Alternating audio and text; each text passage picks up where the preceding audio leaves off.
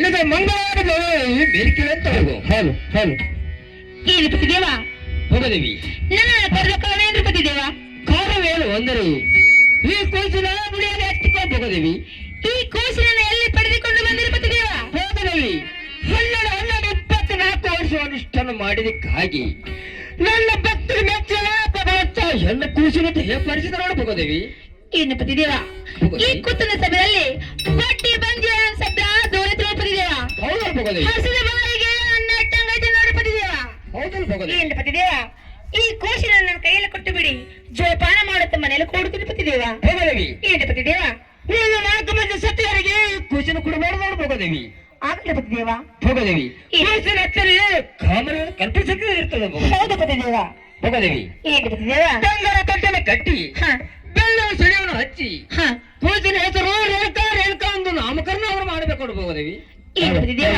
ತಾವೇದಂಗೆ ಬೆಳ್ಳಿ ಸಿಡಿಯೋಗವನ್ನು ಹಚ್ಚಿ ಬಂಗಾರ ತಟ್ಟಲೆಯನ್ನು ಕಟ್ಟಿ ಈ ಕಂದಗೆ ರೇಣುಕರಾಜನ ಮಗ ರೇಣುಕಾದೇವಿ ರೇಣುಕಾದೇವಿ ನಾಮಕರಣ ತಿರುಪತಿದೇವ. ಈ ಕೂಸಿನ ನನ್ನ ಕೈಯಲ್ಲಿ ಕೊಟ್ಟು ಬಿಡಿ, ಜೋಪಾನ ಮಾಡದ ಮನೆಯಲ್ಲಿ ಕೊಡು ತಿರುಪತಿದೇವ. ಆಗಲೇ ಹೋಗದೇವಿ. ತೆಗೆದುಕೊಂಡು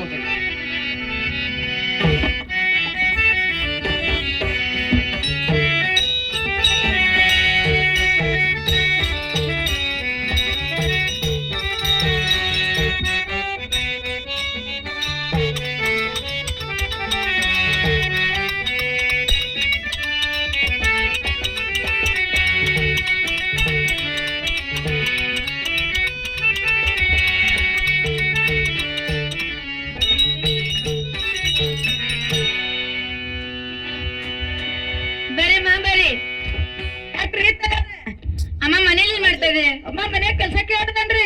ಹೌದಮ್ಮ. ಅಮ್ಮ ಮನ್ಯಾಗ ಕಸ ಮುಸ್ರಿ ಮಾಡತ್ತೀನಿ ನೋಡ್ರಿ. ಅಮ್ಮ ಬೇಗ ಮುಸಿ ಇದ್ದ ಕಡೆ ಬರಮ್ಮ. ಆಗಲ್ರಿ ತಯಾರ ಬರ್ತೀನಿ ತಡ್ರಿ.